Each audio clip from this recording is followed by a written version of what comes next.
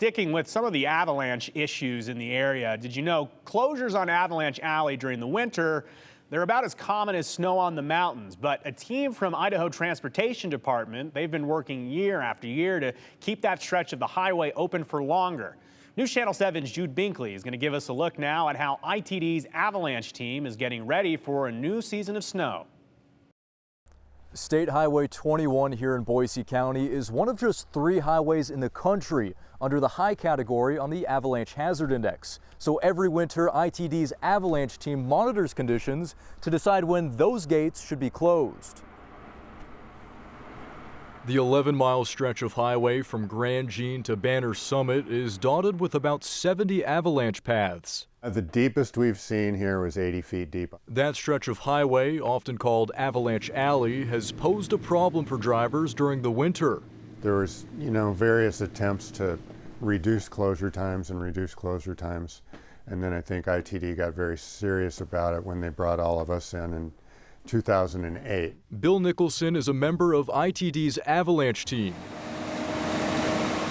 which is stationed in Lowman through the winter to monitor the safety of the ever-changing snowpack on the steep slopes. We come up with an idea of how much stress that snowpack can handle, and then we look and see when the stresses are going to become too much to have the highway safely open. The avalanche team gets data from specialized weather reports and weather stations. And then we spend a tremendous amount of time on skis looking for instabilities throughout that whole canyon area.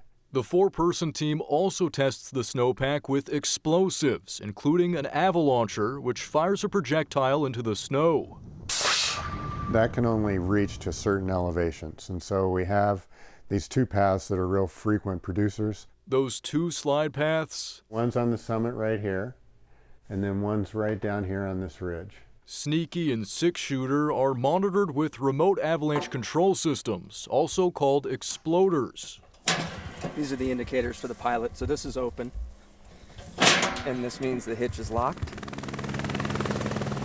Which are flown by helicopter each year, high on avalanche paths and placed on mounts near the summit. It combines hydrogen and oxygen, and then basically a spark plug, just like in your car, detonates it, and that's a huge air blast above the snowpack.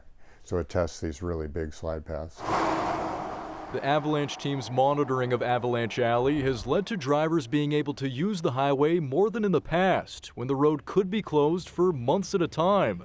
Our average now is 15 days a year, and before we were here, the averages were like 45 or 50 days a year of closure time. The avalanche team and their equipment will be stationed here to monitor road conditions until the weather warms up in the spring. In Boise County, Jude Binkley, Idaho's News Channel 7. ITD wants to remind you that during the winter, you cannot park in that 11-mile stretch of Avalanche Alley because of the severity of avalanches. Sometimes crews have to close that part of the highway at a moment's notice, so be aware.